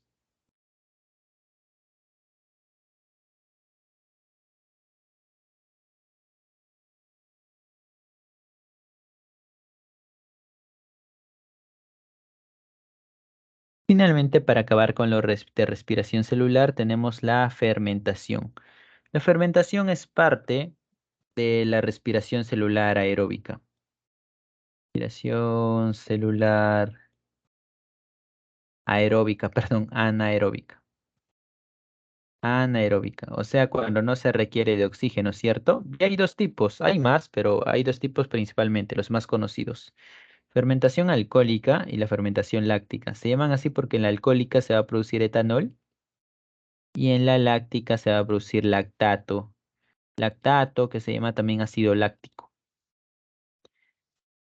En la fermentación alcohólica, ¿qué ocurre? Ocurre la glucólisis con normalidad. La misma glucólisis. Se produce 2 ATP, se produce 2 piruvatos. Se produce 2 NADH también. La cuestión es que el ATP lo utilizas para cualquier cosa. La célula lo utiliza para cualquier cosa. Pero, ¿qué pasa con el resto? ¿Qué pasa con el piruvato? Si es respiración anaeróbica, no puedes utilizarlo. Y la glucólisis, estas células lo van a hacer siempre, porque es la única manera de obtener energía. De tal manera que el piruvato puede acumularse en la célula y puede ser muy perjudicial. Es así que surgió un mecanismo que se encarga de deshacerse del piruvato, y esa es la parte llamada fermentación alcohólica, en el cual el piruvato, por unas dos reacciones, es convertido a etanol. Y eso, si no le hace daño a la célula simplemente lo bota. Así también pasa con el NADH, que es utilizado para que ceda su electrón, para que se utilice su electrón. Y de esa manera tenga menos restricciones como tal, no pueda volver a ser reutilizado. para que de esa manera el NAD+ pueda ser reutilizado nuevamente. Esto es muy aprovechado por la industria. A la bacteria no le interesa producir etanol, simplemente es un producto y ya, pero a la industria sí. Por lo tanto, para las producciones de alcoholes se utiliza mucho lo que es la fermentación alcohólica. Fermentación láctica. ¿Cuál es la diferencia? La diferencia acá es que se va a utilizar, por ejemplo, piruvato. Igual se busca deshacerse del piruvato y lo van a convertir a lactato. Lactato o ácido láctico. Es lo mismo. Esas son las similitudes entre estas dos. Ahora, para que realicen fermentación, necesariamente tienen que ser procariotas y no es así. La fermentación láctica, por ejemplo, realizar, lo realizan muchas veces los eucariotas, nuestras propias células. ¿Como cuáles? Como por ejemplo los eritrocitos.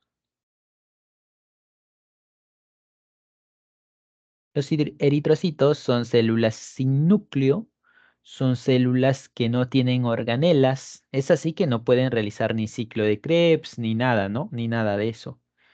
¿Cómo consiguen energía? Ya que viven 120 días aprox, a través de la glucólisis. Y luego, ¿cómo se deshacen del piruvato? A través de la fermentación láctica. Otra célula que recurre algunas veces a la fermentación láctica es la célula muscular, es decir, la fibra muscular.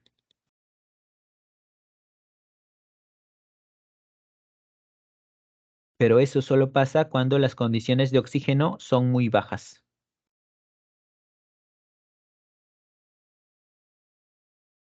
¿Qué es lo que sucede? Las neuronas y las células musculares son el tipo de células que más energía requieren, que más ATP requieren. Es por eso que están repletas de mitocondrias. Están totalmente repletas de mitocondrias. Lo que pasa es lo siguiente. Cuando nosotros realizamos ejercicios de alta intensidad y no estamos acostumbrados, nuestro cuerpo no se acostumbra a oxigenar de manera adecuada a todas las células. Es decir, nuestros músculos van a realizar bastante esfuerzo como tal y el oxígeno que llega a los músculos no va a ser suficiente. No hay oxígeno, el oxígeno no es suficiente. Es así que buscan una manera alternativa de obtener energía. ¿Y qué hacen? Glucólisis. Glucólisis poco a poco, ¿no? Porque solo se genera 2 ATPs.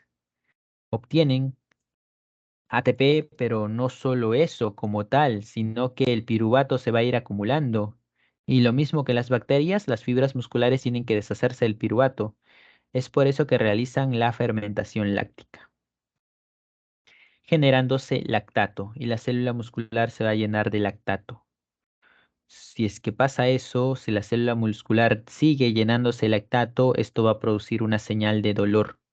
Y esos son los famosos calambres. Es una señal de dolor que proviene del cerebro para que dejes de moverte a alta intensidad, porque puedes llegar a dañar a tus células, puedes llegar a dañar a tus músculos. Eso es el calambre. ¿A qué se debe el calambre? A la presencia de lactato en las células musculares. Así que eso hay que tenerlo en cuenta. Bien, eso es entonces la fermentación. ¿Alguna pregunta hasta acá?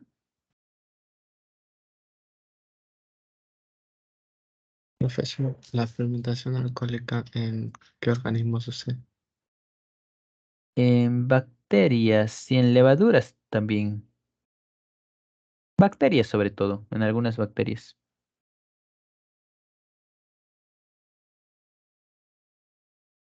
Ok, pues.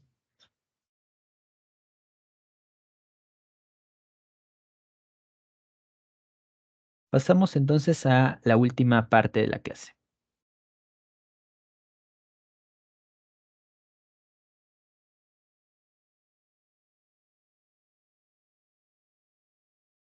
que es precisamente el tema respiración.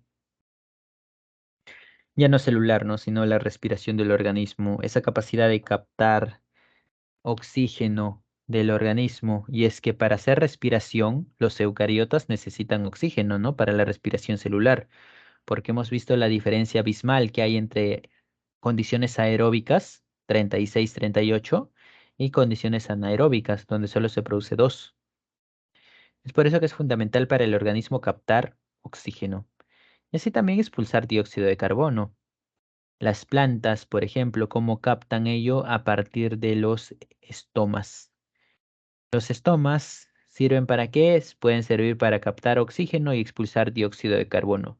Claro, el otro también pueden realizarlo, lo contrario también lo realizan, es decir, absorber dióxido de carbono y expulsar oxígeno. Las plantas pueden realizarla, absorber ambos tipos de gases, así como botar ambos tipos de gases. ¿A través de dónde? De los estomas. La respiración de los animales. En el caso de los insectos, vamos a ver que se encuentra la respiración traqueal. Ya que hay pequeños órganos llamados tráqueas que se encargan de absorber el oxígeno, todo el oxígeno que puedan a través del aire. Respiración cutánea. Esto lo vamos a ver en anélidos.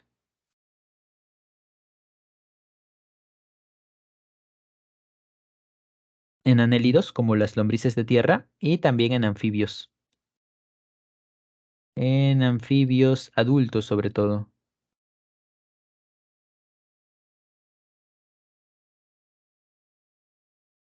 Anfibios adultos que dependen de su piel para poder absorber el oxígeno como tal. Respiración por branquias externas, y esto lo vemos en anfibios juveniles, como el clásico ajolote, que es un anfibio juvenil, tiene sus patitas, esto no es un piel, un pez.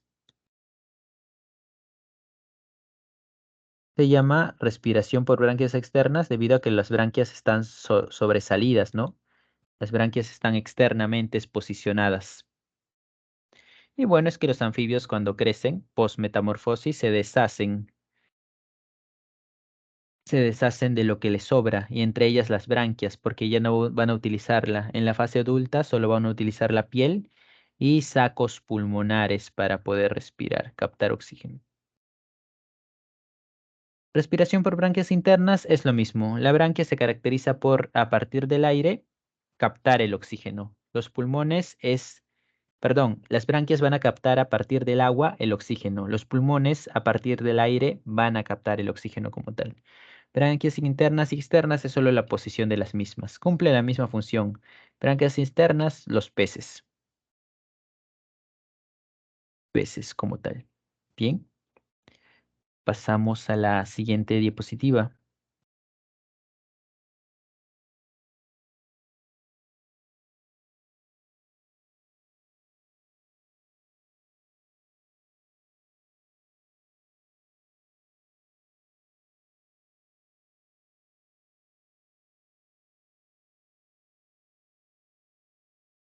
Sistema respiratorio humano. Veamos. Todo comienza en las fosas nasales. En las fosas nasales como tal. Nosotros absorbemos el aire. Podemos hacerlo a través de la nariz, podemos hacerlo a través de la boca. ¿Cuál es la diferencia? Que en las fosas nasales hay mucosa. Mucosa que ayuda a filtrar el aire, y no solo eso, que ayuda a calentar un poco el aire. El aire frío puede generar un daño en el tracto respiratorio. Es por ello que respirar por la boca ni filtra el aire ni calienta el aire, generando una especie de molestia en el tracto respiratorio. Se puede respirar por la boca, pero es una medida de emergencia. Lo ideal es respirar por la nariz para que se pueda filtrar bien el aire, porque no sabemos qué cosas pueden ingresar. Y hay muchas enfermedades que infectan el tracto respiratorio. Tenemos la nariz, entonces, ¿no? Las fosas nasales. De las fosas nasales va a pasar a la faringe. Y la faringe está conectado tanto a la nariz como está conectado tanto a la boca. Es por eso que podemos respirar por la boca, absorbiendo aire, botando aire. La cuestión es que la faringe, nariz y boca, va a estar relacionado también a lo que es la laringe y también a lo que es el esófago. La faringe va a estar relacionado con el esófago. Es así que lo volveremos a escuchar en lo que es el sistema digestivo.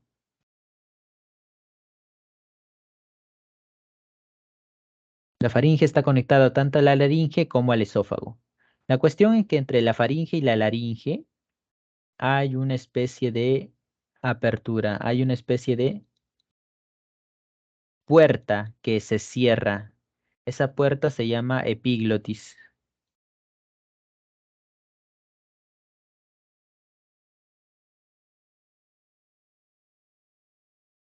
Epiglotis. ¿Qué es la epiglotis? La epiglotis es algo que va a tapar la laringe. Un ratito, epiglotis. La epiglotis es algo que va a tapar la laringe. ¿Por qué tapa la laringe? ¿Por qué busca taparla? Para que cuando comamos, cuando mastiquemos, cuando pasemos comida, esta no pase por la laringe, sino que se vaya al esófago. Eso es lo que busca la epiglotis, protegernos. Es por eso que no es idóneo hablar mientras comemos, porque eso puede hacer que nos atoremos, que la comida pase a la laringe y la pasemos mal. Bien. En la laringe también se encuentran las cuerdas bucales, por ejemplo. Ese es el órgano sonador, si por ahí alguna vez les preguntan. El órgano sonador es la laringe. Ahí están las cuerdas bucales, lo que nos permite hablar. Luego de la laringe sigue la tráquea. Ambos laringe como tráquea están compuestos por cartílago hialino y epitelio pseudoestratificado. De la tráquea pasamos a ¿quiénes? Pasamos a los bronquios. La tráquea se va a bifurcar en bronquios y los bronquios cada vez se van a bifurcar en regiones más pequeñas, llamándolos bronquiolos. El bronquio más pequeño, la rama más pequeña del bronquio se llama bronquiolo. Y el bronquiolo va a estar unido a algo que parece un racimo de uvas que se conoce como saco alveolar.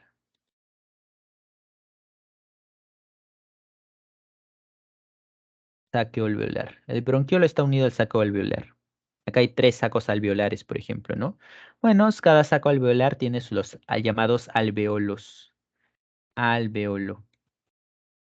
Y el alveolo se encarga del intercambio gaseoso.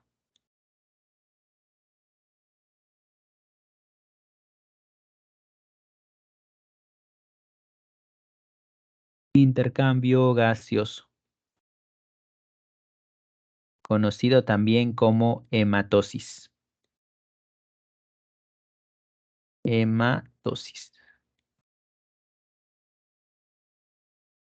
Estos son los alveolos, una estructura pequeña que se encarga del intercambio gaseoso y a su vez tiene células, varias células, gran cantidad de células. Células que son de origen epitelial, por si acaso. El epitelio simple plano que tienen los alveolos. Estos van a estar unidos a vasos sanguíneos. ¿Cuáles? Arterias y venas. La arteria pulmonar y la vena pulmonar. Y es que la arteria pulmonar acá está representado por color azul. ¿Por qué por color azul? Porque el color azul representa, lo veremos también en sistema circulatorio, representa a la sangre sin oxígeno. Eso representa el color azul. Mientras que el color rojo representa la sangre oxigenada. Y es que, ¿qué sucede?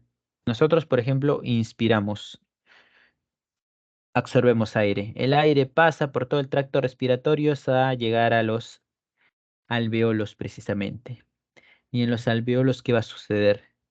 Bueno, en los alveolos, ese aire que respiramos, solamente el oxígeno lo va a depositar en la sangre. El oxígeno lo deposita en la sangre. ¿Y quién recoge el oxígeno? El oxígeno va a ser recogido por la hemoglobina.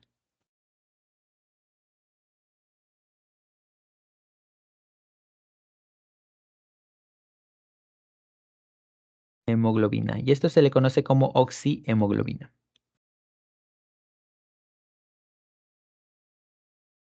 Oxihemoglobina.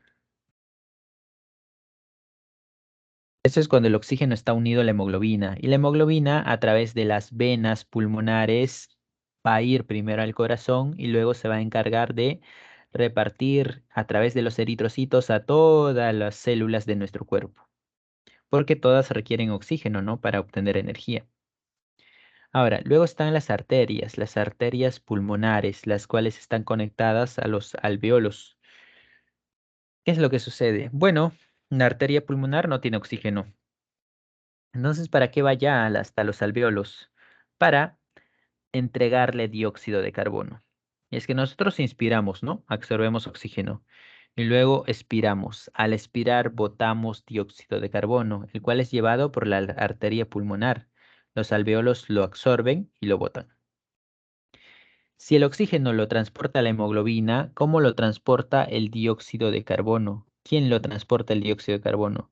Bueno, acá vamos a ver algo similar. Dióxido de carbono también puede ser transportado por la hemoglobina.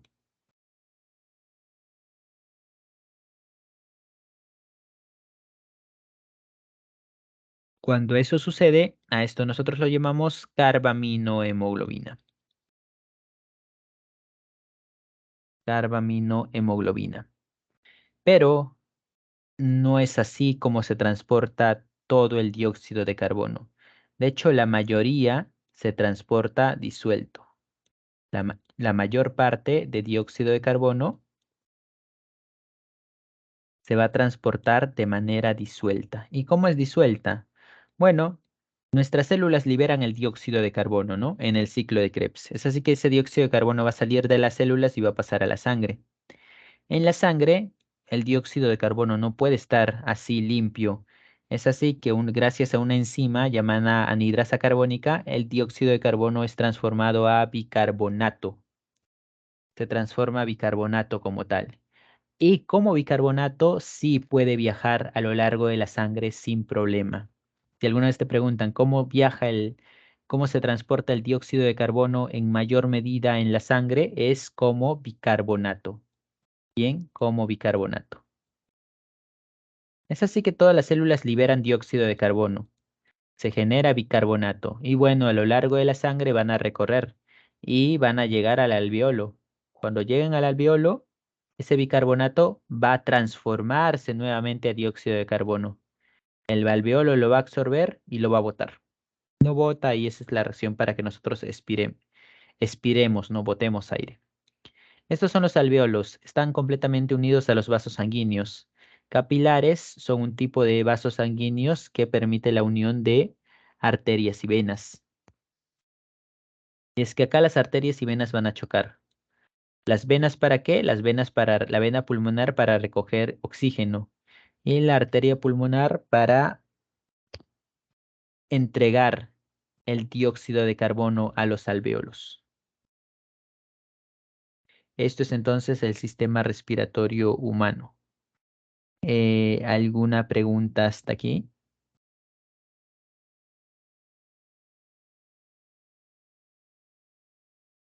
Profesor, ¿podría poner la diapositiva anterior? Claro, ahí está. Profesor, una pregunta. ¿Qué era respiración cutánea? A través de la piel, a través de la piel. Para eso requieren que su piel sea líquida, si no, no sería posible que sea líquida. Eso pasa con los anélidos, como los gusanos. Eso pasa con los anfibios adultos, como los sapos o las ranas, por ejemplo. Sí.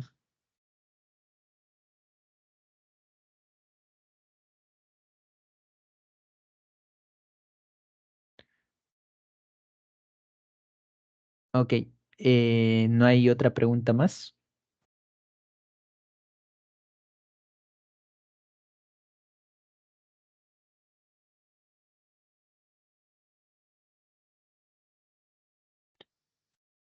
Bien, si no hay preguntas, pasamos ya a la última diapositiva.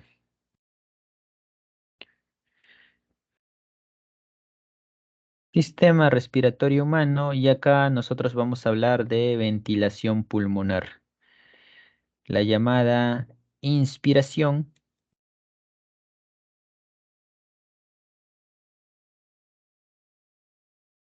y la llamada expiración.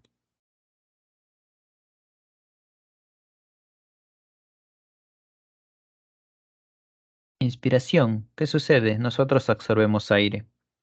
El aire, acá hablándolo ya como en general, va a llegar a los alvéolos, ¿no? Pero eso va a tener un efecto en los pulmones, que significa que los pulmones, como si fueran globos, se van a hinchar. ¿Por qué? Porque hemos absorbido aire. Y acá tiene bastante impacto. ¿Qué cosa? tiene bastante impacto los músculos de alrededor de los pulmones que permiten precisamente ese movimiento. ¿Cómo se llaman esos músculos? El músculo que está debajo de los pulmones es el diafragma. Diafragma. Y los músculos de los costados se llaman músculos intercostales. Sencillo el nombre. ¿Qué sucede entonces en la inspiración? Nosotros tomamos aire. Al tomar aire, el pulmón, ¿qué pasa con el pulmón? Se va a hinchar. Pero mejor dicho, podríamos decir que el pulmón se va a llegar a relajar. Pulmón se relaja. ¿Qué es relajar? Aumenta de tamaño.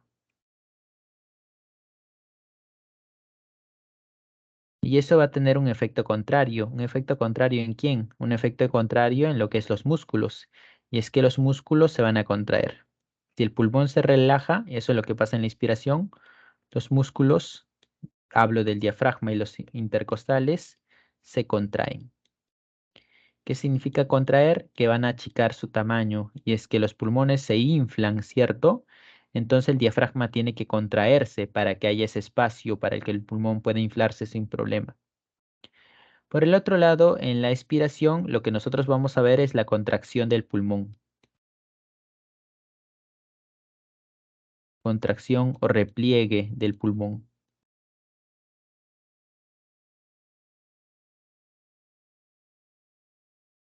Contracción del pulmón. ¿Y eso a qué va a llevar la contracción del pulmón? Eso es debido a que los músculos se relajaron. Relajamiento de los músculos.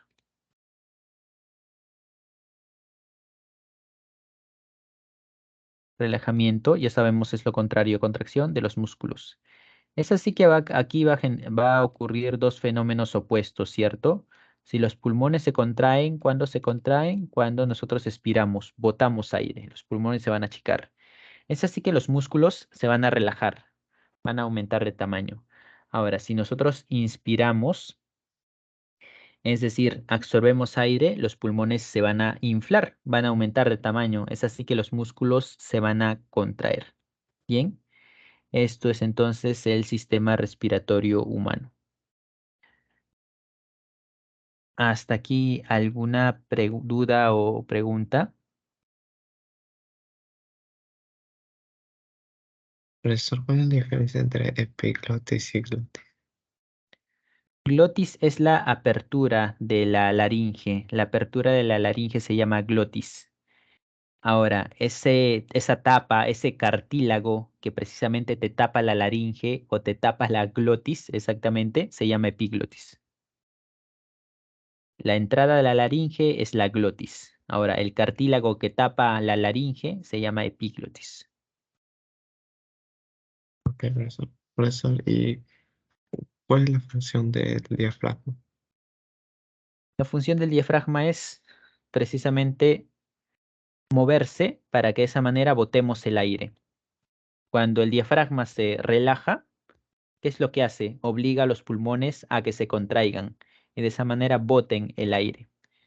Si por ahí el diafragma funciona mal o tiene ciertas anormalidades y provoca el hipo, por ejemplo, ¿no?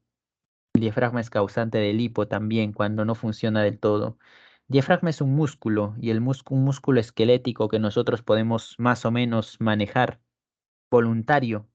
Claro, está como respiramos casi siempre, perdón, como respiramos siempre no nos damos cuenta, ¿no? Pero nosotros podemos controlar nuestra respiración gracias al diafragma.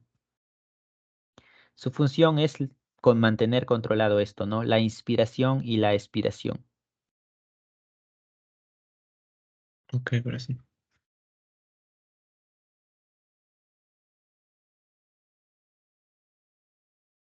Bien, entonces pasamos a Profe, responder tengo las una claves. pregunta. Dime. En la inspiración, ¿qué pasa en el saco alveolar? ¿Entra el CO2 o sea, Inspiración, absorbemos, ¿no? Absorbemos aire. Y si absorbemos aire, ¿qué pasa? Estamos hablando aire, oxígeno, ¿no? Entonces el oxígeno va a llegar hasta acá. Va a llegar hasta el saco alveolar, va a llegar hasta los alveolos. Entonces el oxígeno va a ingresar a la sangre, ¿cierto? Ahora, el CO2 va a salir. Y expiración, ¿qué sucede? Que la expiración botamos el dióxido de carbono. O sea, estos procesos no van a distinguirse entre inspiración o expiración. Inspiración va a entrar el oxígeno. Expiración sale el dióxido de carbono.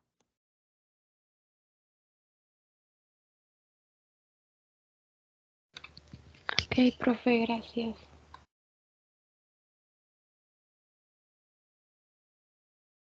Si no hay otra pregunta, entonces pasamos a resolver las claves. Bueno, a resolver las preguntas y darle las claves. A ver, en la 1, ¿cuál creen que sea la respuesta? Una empresa emplea bacterias cultivadas en medios ricos en glucosa, sales minerales y proteínas. Al cabo de varias horas se recupera una gran cantidad de bacterias y solamente aminoácidos en el medio. ¿Qué alternativa describe lo que ha ocurrido? ¿Cuál creen que sea la respuesta?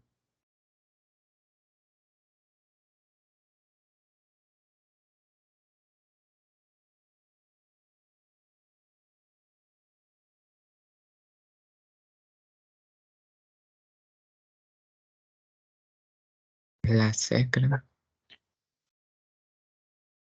Sí, exacto, es la C. Es lo más cercano a lo que nos dice, ¿no? Nos dice que hay glucosa, sales minerales y proteínas. Al cabo de varias horas se recupera una gran cantidad de bacterias. Las bacterias sobrevivieron y solamente aminoácidos. La glucosa fue consumida, las sales minerales fueron consumidas, las proteínas fueron consumidas. Cuando se consume algo, ¿es para qué? Para obtener materia, para obtener energía. La uno es la C. En la 2.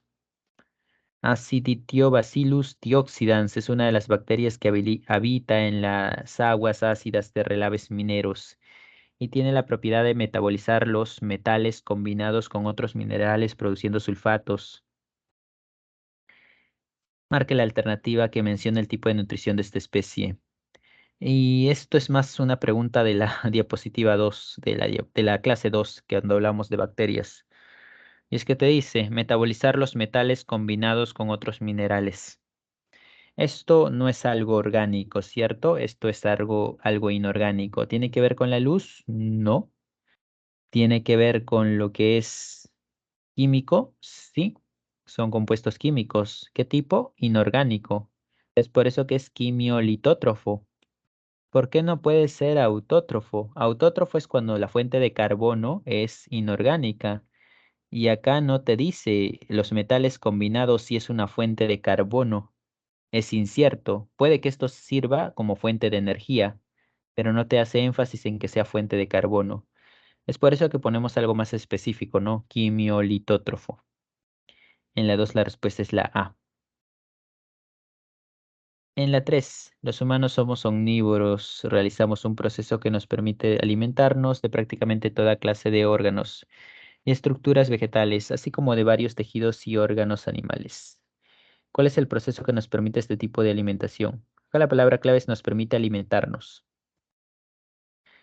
Deglución. Deglución es cuando pasamos algo. Nosotros podemos pasarnos algo y no necesariamente alimentarnos, ¿no? Como plástico, por ejemplo, o papel. Podemos pasarlo, pero eso no significa que nos va a alimentar. Digestión, sí. Digestión es el proceso de degradación de un componente, o sea, nos alimenta. Ingestión, igual manera, es cuando ingerimos algo.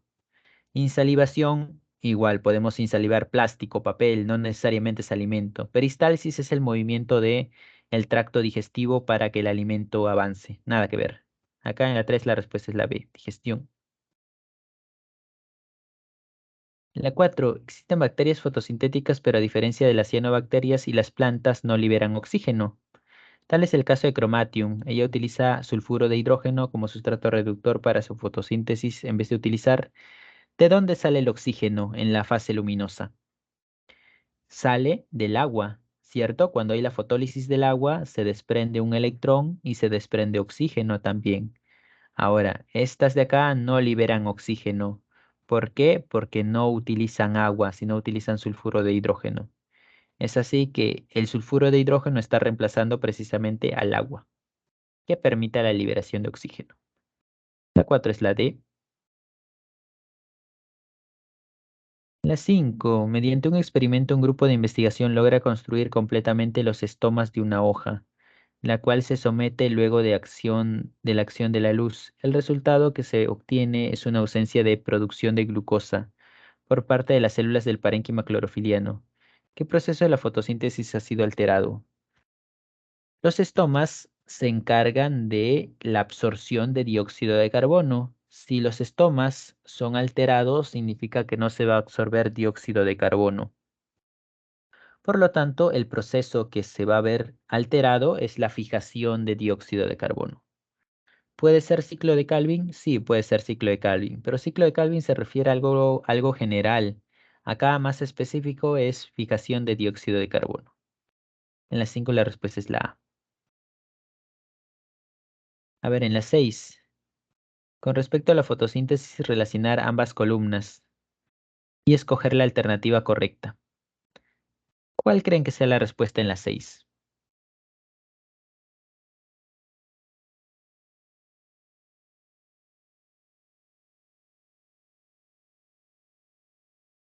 La La. Vemos. Correcto, en la 6 es la A. Me estaba sencillo, ¿no? La 6 la A.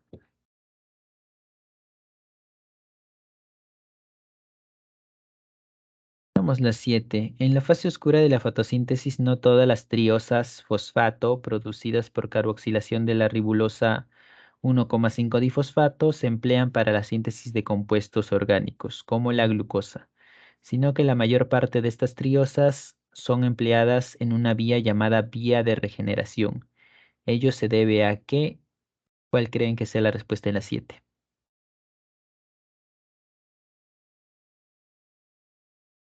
la D. La D se usan para producir ribulosa 5-difosfato. Tienes que producir otra vez ese componente para que pueda reiniciarse el ciclo de Calvin. Muy bien, la 7 es la D. La 8. Probablemente los primeros organismos que habitaron nuestro planeta fueron los anaeróbicos y estuvieron sumergidos a profundidades marinas fuera del alcance de la radiación UV.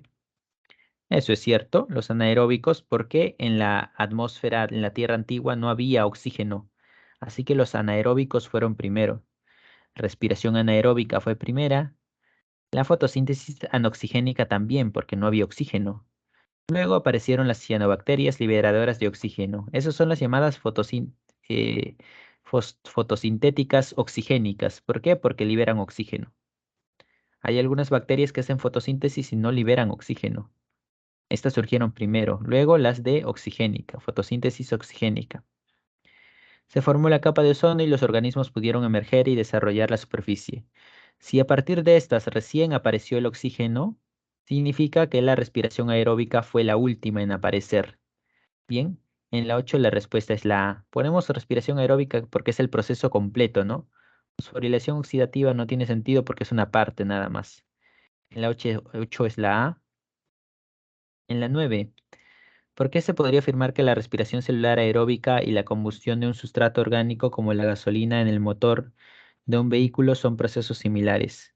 Procesos endotérmicos, falso. Ambos son exotérmicos. Exotérmicos es algo catabólico, ¿no? La respiración celular es un proceso catabólico. Ambos oxidan compuestos usando oxígeno y eso es cierto. Ambos usan oxígeno. Los dos procesos aprovechan la energía liberada, la combustión no. Los dos generan energía calórica de manera explosiva, la respiración no, y ambas reacciones liberan energía infinita, no tienen nada que ver. En la 9 la respuesta es la B, ambos usan oxígeno. En la 10, en una planta de producción de bioetanol, en cada ciclo de producción se inicia el proceso permitiendo el ingreso de aire al bioreactor, ello con la finalidad de fomentar la multiplicación de las células. Y una vez que la densidad poblacional alcanza un valor deseado, cancela el ingreso de aire y mantiene la condición hasta el final del proceso. ¿Qué es lo que sucede? Si permite el ingreso de aire, significa que estas, no sé si son bacterias, levaduras, van a utilizar ese aire. Por lo tanto, es respiración aeróbica, porque si no, no tendría sentido que ingresen aire. Y permiten ese ingreso de aire porque la respiración aeróbica genera mayor ATP, ¿no? Es así que se reproducen más, crecen más, pero en un punto quitan el aire. ¿Para qué? Para que sencillamente se dediquen a la producción de etanol, porque al quitarle el aire va a pasar a una etapa de fermentación. Es así que acá la respuesta es la C. ¿Qué tipo de fermentación? Te están hablando bioetanol, ¿no? Eso es alcohólica. La 10 es la C. La 11. Tanto el proceso de respiración aeróbica como la fermentación son rutas que permiten continuar el proceso metabólico. Sin embargo, hay ciertas diferencias entre ellas. Señale la diferencia más importante. ¿Cuál es la respuesta en la 11? ¿Cuál es la diferencia más importante entre respiración aeróbica y fermentación?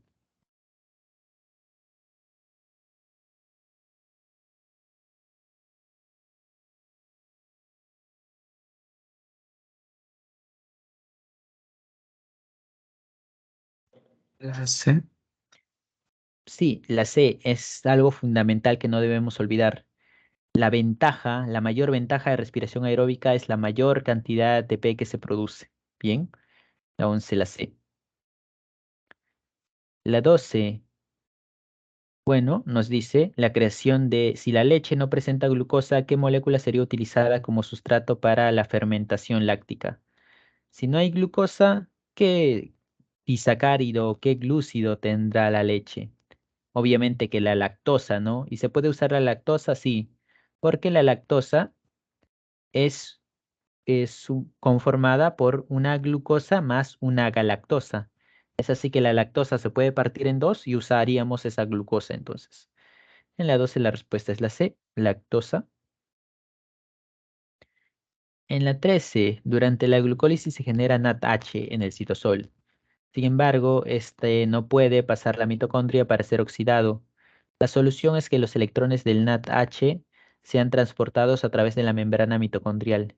Y allí participa el sistema de lanzaderas. ¿Por qué los NADH no pueden pasar al interior de la mitocondria? Porque la membrana interna es impermeable. ¿Ok? La membrana interna de la mitocondria es cerrada. Ahí no puede entrar cualquier cosa así nada más. En la 13 la respuesta es la B. La 14. Respecto al intercambio de gases en plantas y animales, relacionar ambas columnas y escoger la alternativa correcta. Esa es sencilla. ¿Cuál es la respuesta en la 14?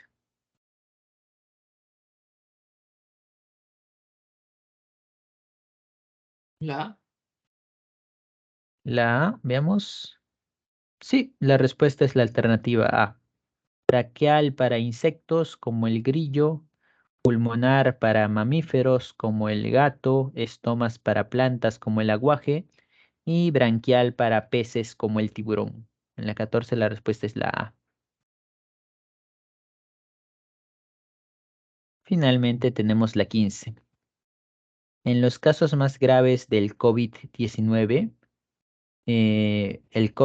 perdón, en los casos más graves, el COVID-19 produce insuficiencia respiratoria porque el virus utiliza receptores presentes en las células que son reconocidas por proteínas de la cápside viral, la proteína S.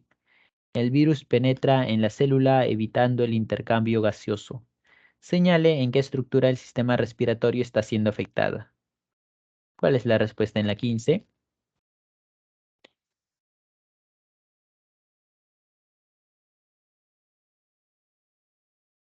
La C. C. Exacto, la C. Te dice, el virus penetra en la célula evitando el intercambio gaseoso. ¿Qué estructura se encarga del intercambio gaseoso? El alveolo pulmonar. Así que el COVID afecta al alveolo pulmonar. En la 15 la respuesta es la C. Y de esa manera entonces finalizamos con la clase de hoy. Si no hay alguna duda o pregunta adicional, eso sería todo por mi parte. Ya nos vemos hasta la próxima semana. Hasta luego a todos. Me parece hasta la próxima.